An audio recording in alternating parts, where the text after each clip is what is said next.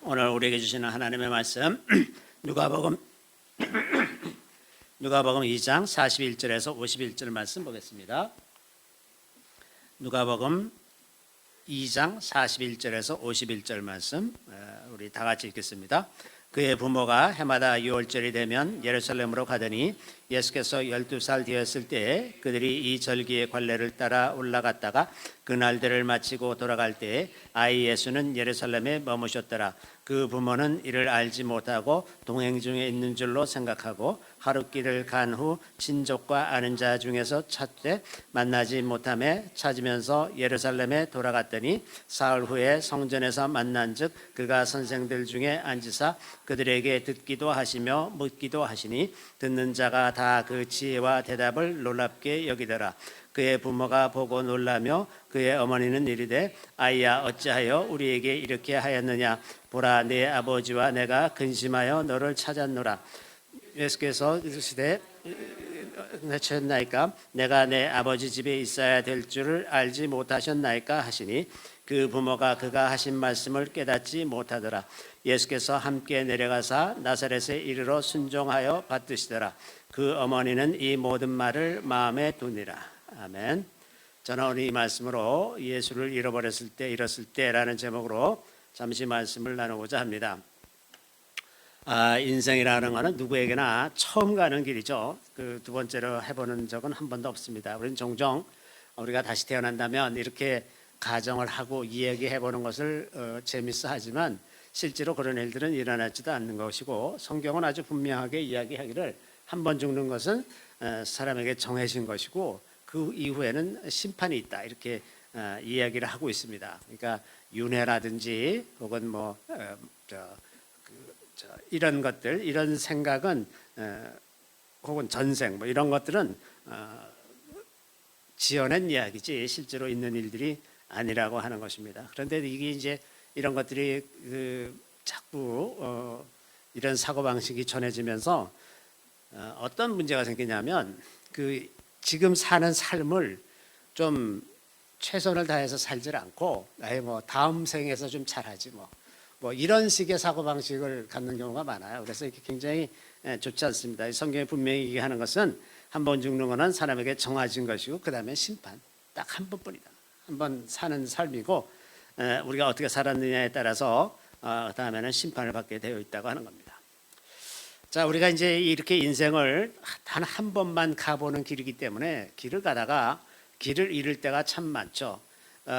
그래서 이제 부모가 자녀들이 그 길을 잃지 않고 살아가도록 이런저런 얘기를 하면서 가르치려고 하지만 사실은 따지고 보면 부모도 길을 잃어가면서 사는 사람이기 때문에 아무리 최선을 다해서 가르치려고 한다 하더라도 그것이 온전하게 될 수가 없는 거죠. 그래서 이제 아주 오래 지난 사람들이 이제 인생 말년에 어떤 지혜의 글을 남기기도 하고 후손을 위해서 어떤 교훈을 전해주기도 하지만 대개는 또 후손들은 그건 다 쾌쾌 묵은 얘기라고 그러고서 듣지 않는 게 또 일반적이죠. 그것은 솔로몬이 이제 잠언과 같은 교훈을 이렇게 쓰는데 제가 이렇게 나이 들어서 잠언을 읽으면서 드는 생각이 정말 참 귀한 너무나 주옥 같은 이야기들이 많구나 이런 생각이 나이 들면서 점점 강해지는 거예요. 그 얘기는 그 인생의 비밀을 훨씬 더 늦게서야 깨닫게 되는 그런 성향이 있는 건데 젊었을 때는 그거에 별로 관심이 없단 말이죠. 이게 이제 어느 세대나 다 이런 성향이 있기 때문에 앞 세대의 그 지혜가 뒷 세대에 잘 전달이 되질 않는 거죠. 게다가 이제 디지털 사회에서는 그 예전에는 지식을 중심으로 해서 앞 세대에서 다음 세대로 전해지는 것이 그 부모나 그 조부모의 세대를 통해서 전해지는 것이 중요한 부분이었기 때문에 그 부모나 조부모를 존경하고 이러는 것들이 많이 있죠. 예를 들면 욥기를 읽어보면 나이가 많다는 것이 단지 나이가 많은 것이 아니라 그 경험과 지식이 풍부하기 때문에 그걸 존중하는 그런 문화가 있는데 지금은 그 지식이 만들어지는 속도가 예전과는 비교할 수 없을 만큼 급속한 속도로 많이 만들어지다 보니까 그 노인들이 가진 지혜나 경험, 지식 이런 것들은 변방에 아주 구석저기에 조그만 것밖에 취급을 못 받는 거죠.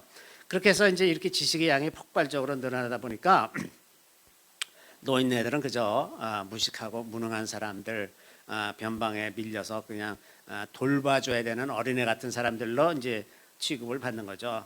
그런데 사실은 어떤 삶을 살았든 간에 인생을 살아낸 것 자체가 상당히 위대한 겁니다. 살아보면 사는 것 자체, 자기 수명을 다할 때까지 사는 것 자체, 그 모든 과정에서 얼마나 많은 어려움도 있었고 힘든 때도 있었고 그것을 어떻게 잘 극복하면서 살아왔는지 돌이켜서 이야기를 해보면 위대하지 않은 사람이 하나도 없어요.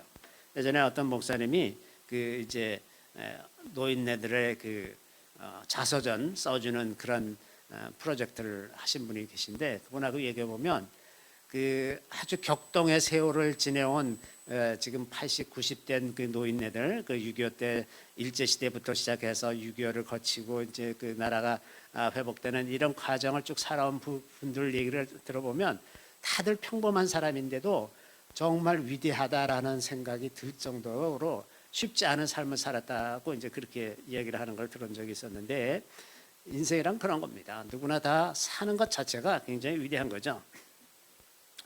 게다가 이제 요즘엔 또 그 인공지능 기술이 이제 아주 엄청나게 발달해서 그 지식이라는 측면에서는 이제 노인들이 더 나의 앞선 세대들이 내세울 것이 거의 없을 정도로 그래서 이제 이 그 인공지능 기술을 잘 활용하느냐 못하느냐에 따라서 앞으로도 이제 크게 또 갈릴 거예요. 최근에 그 테슬라가 공개한 휴머노이드 로봇은 그 프로그램에 의해서가 아니라 자기 스스로 생각해서 그 균형을 잡는다 그래요. 그래서 이제 그 로봇이 이렇게 움직이는 걸 보면 자기가 혼자 한 발로 서 있기도 하고 그다음에 요가 동작도 막 하고 이러면서 그 자기 균형을 잡는데 그게 프로그램에 의해서가 아니라 자기 스스로 생각해서 그렇게 한다는 거예요. 그러니까 이제 그런 속도로 엄청나게 빠르게 발전해 나가고 있기 때문에 세월은 점점 더 그 옛 사람들의 지혜, 그 경험에서 나오는 그 인생의 소중한 교훈들을 점점 더 멀리하게 되어 있다는 거죠. 자, 그렇다고 하더라도 그 우리가 분명히 알 것은 인간의 본성은 변하지 않는다는 겁니다.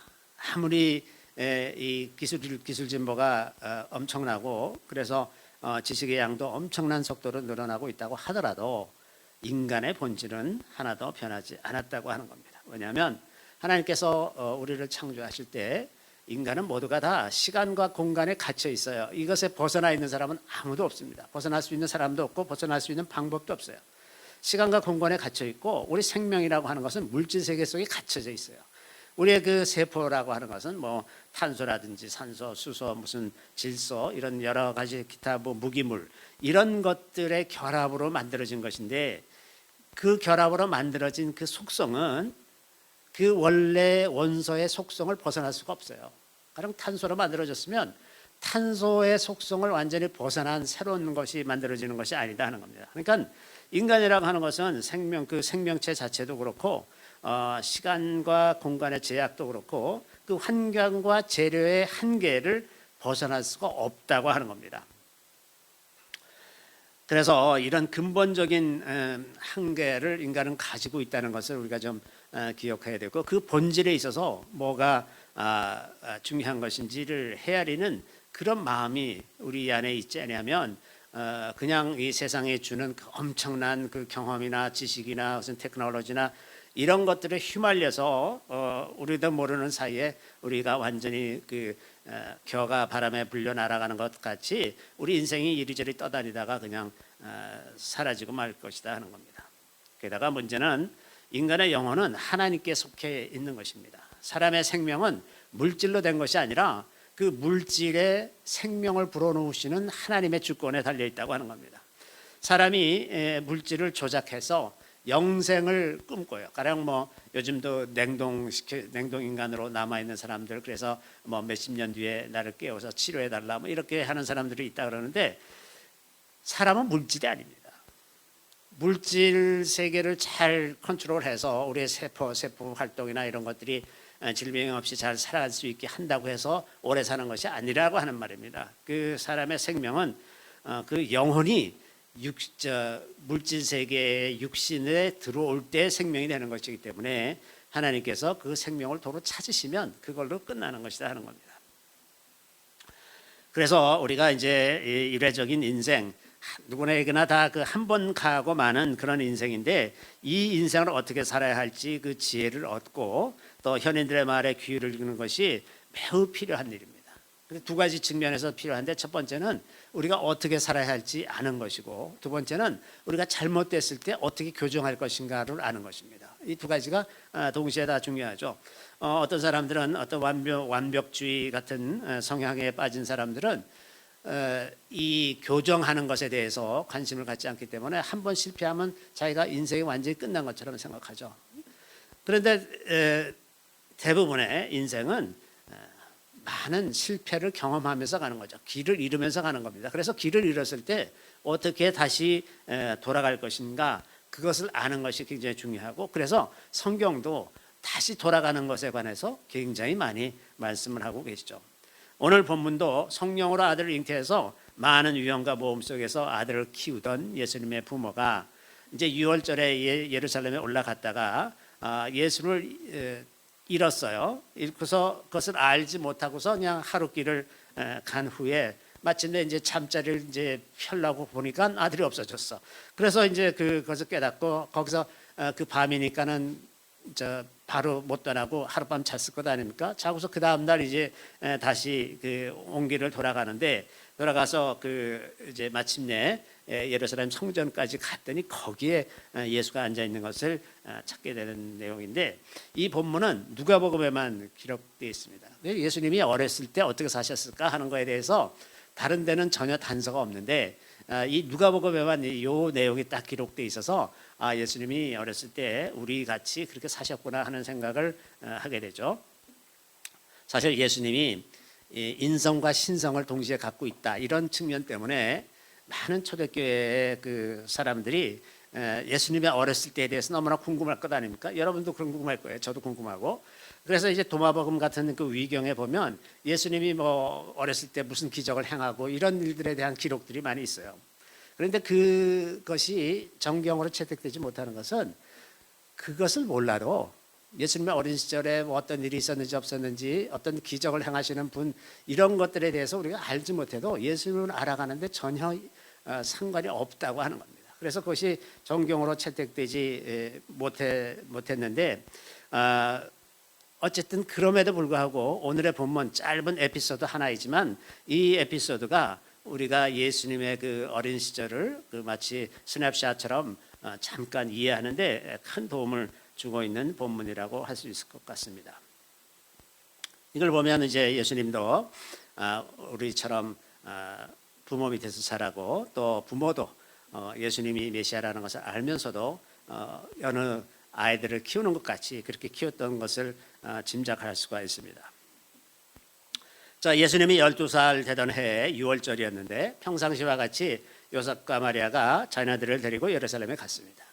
아마 오늘 본문에는 나와 있지 않지만 예수님의 동생들도 이제 같이 갔을 것 같아요. 예수님에게는 이제 4명의 남동생이 있었는데, 마태복음 13장 55절에 보면 이는 그 목수의 아들이 아니냐, 그 어머니는 마리아, 그 형제들은 야고보, 요셉, 시몬, 유다라 하지 않느냐. 그러니까 여기 이제 이름들이 전부 남자 이름이에요. 여자 이름은 안 썼어. 그러니까 여동생도 있었을지 모르겠는데 그것은 기록되어 있지 않습니다. 그런데 어쨌든 4명의 남동생들이 있었고, 그 중에서 이 야고보는 나중에 그 초대교회의 중요한 지도자가 되죠. 사도행전 15장에 보면 그 이방인들에게 할례를 행하는 문제를 가지고 교회 안에서 이제 논쟁이 벌어졌을 때, 맨 처음에는 이제 베드로가 일어나서 이제 쭉 설명을 하면서 이방인에게 그런 것들을 요구하는 것은 합당치 않다, 이런 취지의 얘기를 쭉 했는데, 그때 그 결론을 내린 사람이 누구냐면 야고보였습니다. 이 야고보는 예수님의 동생 야고보예요. 예수님의 동생 야고보가 우리가 이런 것들 이외에는 이방인들에게 더 요구하지 말자 해서 이제 몇 가지 요구사항만 하고서 할례를 요구하지 않기로 결의를 하죠. 이게 이제 교회사에서는 굉장히 중요한 결의를 했는데, 이 일을 한 사람이 이제 예수님의 동생 야고보였다고 하는 겁니다. 그러니까 아마도 그 예수님의 동생 야고보를 포함해서 동생들이 이제 함께 갔을 것 같아요. 그리고 이제 6월절에 가니까 6월절 첫날부터 8째 날까지 있을 테니까 아마 일주일 동안 머물렀을 것 같고, 그때 다시 이제 나사렛에 돌아오는데 이제 많은 사람들이 그 나사렛이나 그 갈릴리 그 같은 방향이니까 이제 예루살렘에서 그 나사렛이나 갈릴리 쪽으로 가는 많은 사람들이 이제 막 몰려서 갈 것 아닙니까? 게다가 이제 그때는 그 우기가 끝나고 이제 건기가 시작되는 시점이고 이제 저 보리 추수를 해야 되는 시점이기 때문에 이제 할 일이 많아요. 이제 뭐 그러니까 뭐 마음과 생각이 분주하겠죠. 이거 가서 빨리 가서 이것도 해야 되고 저것도 해야 되고 이런 복잡한 생각도 하는 데다가 사람들이 굉장히 많은 사람들이 막 이제 섞여서 이제 가다 보니까 뭐 당연히 그냥 예수도 뭐 12살이나 된 아들이 잘 쫓아오겠거니 하고서 이제 갔겠죠. 쭉 갔는데 이렇게 그 분주한 가운데서 마리아는 아마도 예수님의 동생들도 챙기고 뭐 이러느라고 정신이 뭐 복잡하고 이제 마음이 흩어져 있었겠죠. 그런데 이제 갑자기 예수가 같이 있지 않다는 것을 깨닫고 이제 당황하기 시작했습니다. 그래서 친척들 가운데 가서 혹시 얘가 친척들한테 가고 거기서 놀면서 뭐 장난하면서 왔을까 뭐 이런 생각도 하고 막 찾아보고 그러는데 없어가지고 못 찾고 이제 해가 완전히 저무니까 그 다음 날 이제 다시 돌아가기 시작했는데 가다가 이제 뭐 이런 생각도 했을 것 아닙니까? 이제 중간에 걔가 또 늦게 혼자서 출발해서 오지는 않을까 해서 가면서 혹시 길에서 만나지는 않을까 하면서 이제 막 그 두리번 거리면서 갔는데 계속 없어요. 계속 없다가 마침내 종착역이 이런 사람의 성전이었잖아요. 거기서 이제 예배드리고 온 거니까 거기에 가서야 이제 만나게 되었다고 하는 겁니다. 이렇게 일이 많고 분주할 때 나뿐 아니라 주변에 많은 사람들도 다 같이 분주하게 지내는 그런 시즌, 그런 분위기에 있는 시즌에 괜히 우리 마음도 이렇게 많이 나눠지게 됩니다. 이 마리아는 또 다른 자녀들도 돌봐야 되고 이렇게 집에 가서 할 일도 많고 막 이제 복잡한 이런 생각들을 많이 했겠죠.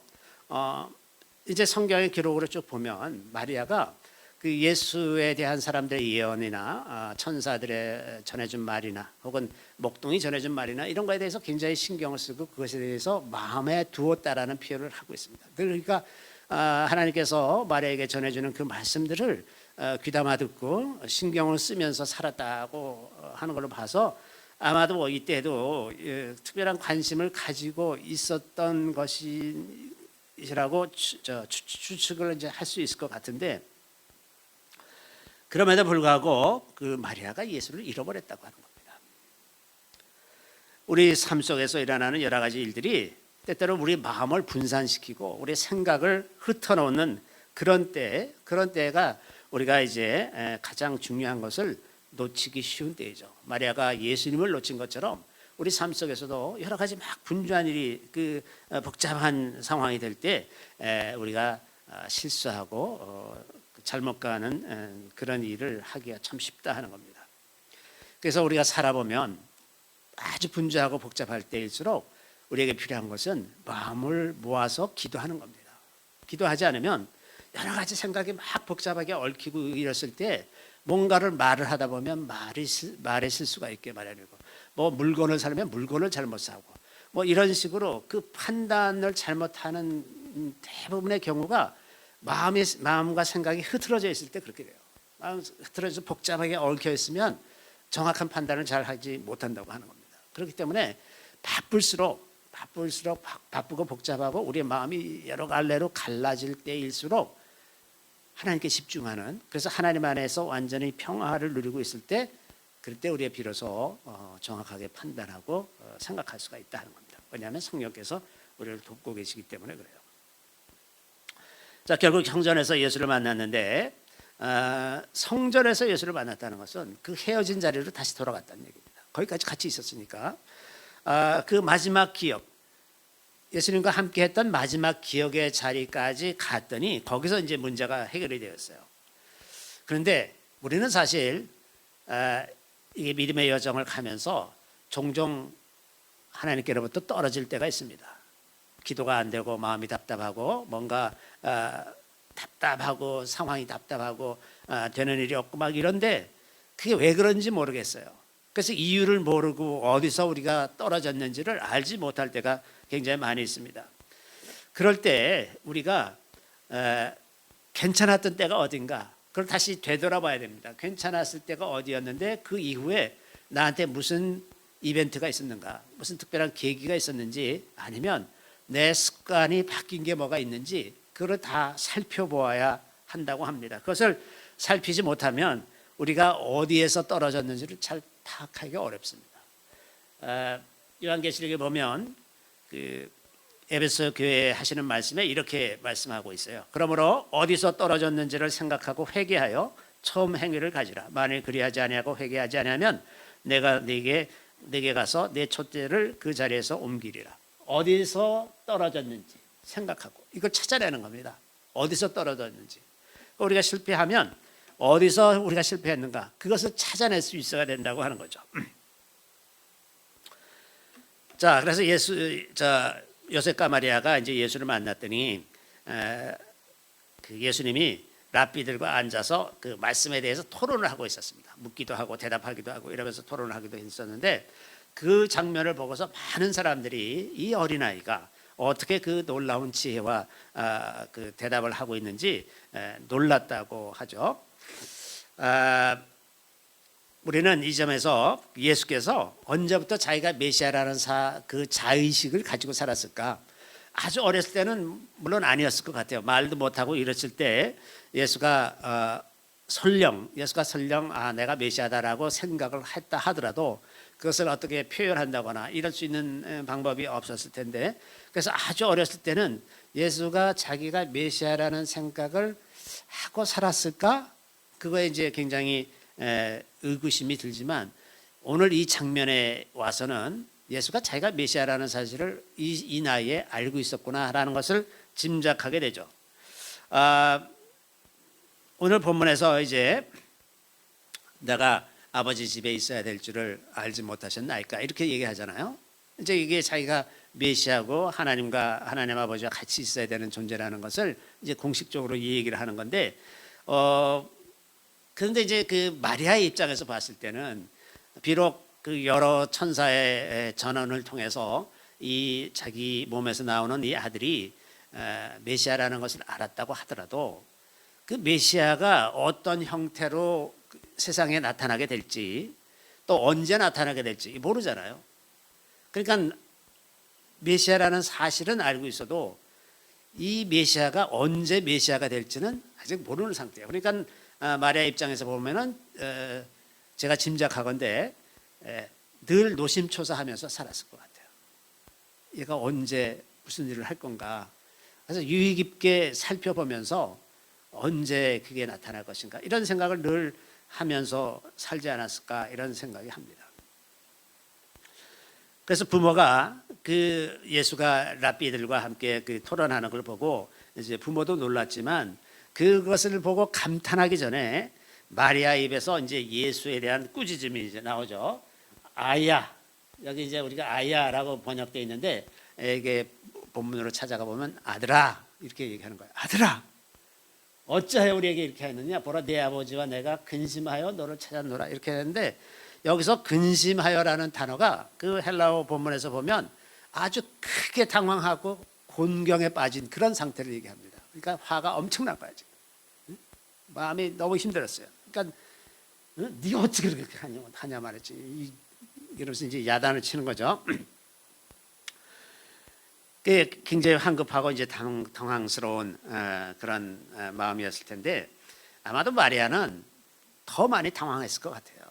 자기가 메시아를 잃어버린 게 아닌가.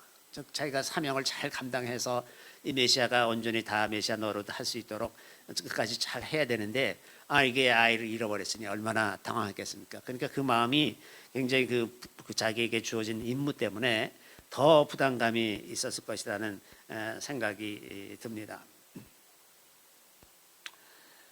자, 그래서 예수님이 부모님에게 이렇게 대답을 하죠. 예수께서 이르시되 어찌하여 나를 찾으셨나이까? 내가 내 아버지 집에 있어야 될 줄을 알지 못하셨나이까? 참 이 말씀을 들었을 때 그 더 이상 그 부모가 뭐라고 얘기했는지는 전혀 뭐 기록이 없지만 이걸 보면 분명히 예수는 이 나이에 자신이 메시아라는 사실을 깨닫고 있었고 12살 된 잃어버린 아들을 찾는 것이 부모의 당연한 일 아닙니까? 그죠? 그런데 예수님이 하시는 말씀이 어찌하여 나를 찾으셨나이까? 이렇게 얘기하면 마리아가 상당히 당황하지 않았을까? 어찌하여 나를 찾으셨습니까? 내가 아버지 집에 있어야 할 줄 알지 못하셨습니까? 그래서 이제 마리아가 어쨌든 그 아들이 뭐라 그러든 간에 지금 마리아는 자기가 맡은 책임에 대한 생각이 더 많았던 것 같아요. 그래서 그 말의 뜻을 부모가 잘 알지 못했다 그랬습니다. 무슨 말인지 잘 이해를 못했어. 왜냐하면 내가 내 아버지지, 아버지, 하나님을 아버지라 부르는 거는 예수만이 아니라 구약 성경에도 하나님을 아버지라 칭하는 일들이 굉장히 많이 있었어요. 그러니까 이것이 특별하다고 생각하지 않을 수도 있었고, 그다음에 또 아버지 집에 있어야 된다는 것이 이것이 그냥 성전에 머물러야 된다는 뜻만은 아니잖아요. 왜냐하면 예수님이 사역하시는 동안에 맨날 성전에 계셨습니까? 성전에 계시지 않았어요, 별로. 예루살렘에 올라가실 때만 성전에 가셨죠. 그리고 이제 갈릴리 뭐 이런 변방을 많이 떠돌아다니셨는데, 그러니까 아버지 집에 있어야 된다는 게 이게 비단 이 물리적인 세계에서 아버지 집에 있어야 된다는 뜻보다는 또 영적인 영원한 하늘나라에서 아버지 보좌와 함께 자리하는 그 궁극적인 것을 말씀하시는 그런 것 같거든요. 그렇게 본다면 이 말씀을 가지고 그게 무슨 뜻인지 부모가 이해한다는 건 좀 생각하기 어려웠던 것 같습니다. 자, 그럼에도 불구하고 어쨌든 예수님은 이제 다시 부모와 함께 나사렛으로 가서 그 부모를 순종하여 받들었다, 그렇게 되어 있습니다. 자, 여기 보면 예수님이 자기가 메시아라는 사실을 이제 이 12살 때 이미 알고 있었음에도 불구하고 순종해서 갔어요. 12살에 내가 메시아다라고 나타나지 않고 순종하여 가서 그 때가 될 때까지 30이 될 때까지 18년 세월이 더 갔죠. 그 18년을 그 부모를 순종하여 받들었다고 합니다. 순종하여 받들었다. 이게 이제 복음이죠. 메시아의 메시아 되심은 이 한 장면에서 아주 극적으로 드러난다고 생각이 듭니다. 내가 메시아인데 근데 부모를, 육신의 부모, 사람을 순종하여 받으셨다 그랬습니다. 순종하여 받으셨다. 그의 때가 찰 때까지 순종하며 받으셨다. 복음은 항상 이렇게 순종해서 섬기는 것, 받드는 것, 여기에 복음의 능력이 있고 그것이 핵심입니다. 그래서 주님께서 제자들에게 누구든지 크고자 되고자 하는 자는 남을 섬기는 자가 되라. 남을 섬기는 자가 큰 자다. 섬기는 자, 그런 사람들을 통해서 복음이 전해지는 거예요. 섬기는 자를 통해서, 권세자를 통해서가 아니라 섬기는 자를 통해서 복음이 전해집니다. 오히려 요즘에는 다들 복음을 전하는 사람들이 다 권세자가 되고 싶어요. 아주 큰 교회 목사가 돼서 아주 그 권력과 그 인력을 동원해서 막 뭐 영향을 끼치는 것 같은 그런 일을 하고 싶어 하는데 그렇게는 복음이 전해지질 않습니다. 그건 망하는 길이죠. 망하는 길입니다. 이 마리아는 이 모든 상황에서 일어나는 일들을 다 이해할 수는 없었지만 마리아에게 굉장히 중요한 태도가 있었는데 하나님의 말씀을 굉장히 신중하게 생각하고 있었다고 하는 겁니다. 예를 들면 맨 처음에 천사가 그 마리아에게 이제 내가 아들을 잉태할 것이고 이름을 예수라 할 것이다 이런 말을 전해줄 때 마리아가 뭐라고 그렇게 얘기했냐면 주의 여정이오니 말씀대로 내게 이루어지이다 하며 천사가 떠나가니라. 이게 얼마나 위험한 일입니까? 그죠? 처녀가 잉태해서 배가 불러오면 돌에 맞아 죽을 게 뻔한 그런 상황 속에서 마리아가 이거는 정말 목숨을 걸고 이야기하는 거거든요. 주의 여정이오니 말씀대로 내게 이루어지이다. 이런 그 말씀에 대한 순종하는 태도가 또 있죠. 또 이 누가복음 2장 19절 앞에 보면 그 목동들이 이제 들판에서 그 천사가 나타나서 전해주는 그 말을 듣고 가서 아기 예수께 경배하면서 그 모든 말들을 다 이제 부모에게 전해줬더니 그때 마리아가 이 모든 말을 마음에 새기어 생각하니라. 마음에 새겼다고 되어 있습니다. 마음에 새겨. 그러니까 이 마리아의 태도가 늘 그 하나님의 말씀을 굉장히 소중하게 생각하고 그걸 제 마음에 기억하고 있는 사람이었는데 오늘 여기 본문에도 보면 예수께서 함께 내려가서 나사렛으로 순종하여 받으시더라. 그 어머니는 이 모든 말을 마음에 두니라. 마음에 두니라. 그걸 절대로 허투루 생각하지 않았다는 겁니다. 이렇게 하나님의 예언, 하나님의 무슨 말씀이 임할 때, 에이 뭐 그거 뭐 이렇게 아예 그냥 맨 처음부터 무시하는 사람도 있고, 일시적으로 아 그래? 그럼 한번 기대를 가져보지. 그리고 잠시 그 말씀을 보관하려는 사람도 있고, 이 마리아처럼 그 말씀을 계속 마음에 담아두는 그런 경우도 있습니다. 하나님께서 종종 여러분에게 뭔가를 말씀하실 때 그 말씀들이 반드시 오늘 내일 당장 일어나는 일들이 아닐 수가 많이 있죠. 어떤 것들은 10년, 20년 혹은 100년 후에 일어날 일도 있는데 그 하나님의 말씀을 존중하는 태도, 이거는 누구에게나 공통적으로 필요한 거라 생각을 합니다. 그래서 하나님의 말씀이 임할 때 그것을 소중히 여기고 기억하고 마음에 간직하는 그 태도가 우리에게 필요하지 않을까. 왜냐하면 이렇게 해서 기억되어 있는 하나님의 말씀은 우리의 인생을 살아가다가 길을 잃었을 때, 어떤 일들이 일어날 때 돌아갈 수 있는 중요한 좌표가 된다고 하는 겁니다. 그 말씀으로 돌아가면서 우리가 다시 추스리게 되고 회복되게 되고, 아 이게 그것이 그 말씀이 예언이 이루어지는 것이로구나 하는 것을 깨달을 수도 있고, 이래서 하나님의 말씀을 우리 마음속에 기억하는 것, 이것은 굉장히 중요하죠.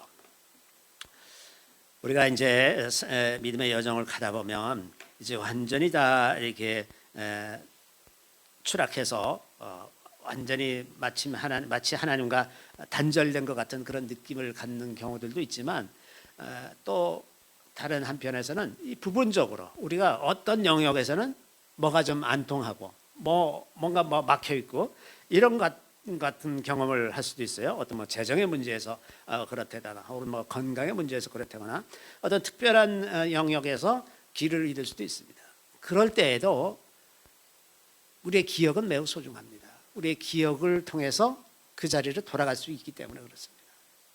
그래서 회복하는 것, 우리가 살다가 예수를 잃어버렸을 때 어떻게 돌아갈 거냐? 기억을 통해서 돌아간다는 겁니다. 그 기억들, 이 마리아가 하나님의 말씀을 소중하게 생각하는 것처럼 우리가 하나님의 그 말씀들을 소중하게 생각하고 있으면 우리에게 돌아갈 자리가 있다고 하는 겁니다. 그곳으로 돌아가기 위해서 우리가 날마다 성경을 읽고 기도하고 이런 것을 날마다 하는 이유가 그겁니다. 그것이 그런 틀이 우리의 삶을 지켜주고 우리를 하나님에서 벗어나지 않도록 도와주는 역할을 하기 때문에 그렇다는 거죠. 그래서 이 금년 이제 금년 하나도 이제 거의 다 끝나가는데, 이때 혹시나 우리가 회복돼야 될 그런 부분이 있든가 혹은 다시 돌아가야 할 그 자리가 필요할 때에 우리가 과거를 다시 한번 돌이켜보고 언제 우리가 떨어졌는지를 기억하고서 그 자리로 돌아가는 그런 일들이 우리 가운데 있게 되기를 빕니다. 잠시 기도하겠습니다. 할렐루야. 우리 주님을 찬양합니다. 우리 인생에서 때때로 길을 잃고 예수님을 잃고 방황하고 흔들리며 살아갈 때가 있습니다. 주님, 우리가 참 연약하여서 바람에 날리는 겨와 같이 이리저리 휩쓸리면서 우리가 원하지 않는 그런 삶을 살게 되는 경우들도 많이 있는데, 주님, 우리가 마리아처럼 그 말씀들을 소중히 여기고 마음에 기억하고 새겨서 흔들리지 않고 그 방향을 잡으며 잘 갈 수 있도록 도와주시기를 원합니다. 우리가 때때로 떨어졌을 때 다시 기억나게 하셔서 우리가 가야 할 곳을 알게 하시고 그곳에서 다시 주님을 만날 수 있게 되기를 구합니다. 그곳에서 다시 우리 주님과 동행하는 그런 삶을 우리가 살아갈 수 있게 되기를 구합니다. 우리 평생에 주님과 늘 동행할 수 있게 되기를 구합니다. 주님, 지혜와 명철을 더하여 주시고 하나님을 사랑하고 그 말씀을 존중하는 마음을 갑절이나 부어주셔서 이 모든 일들을 잘 감당할 수 있는 저희들이 다 되게 하여 주시기를 우리 구주 예수 그리스도의 이름으로 감사하며 기도드립나이다. 아멘.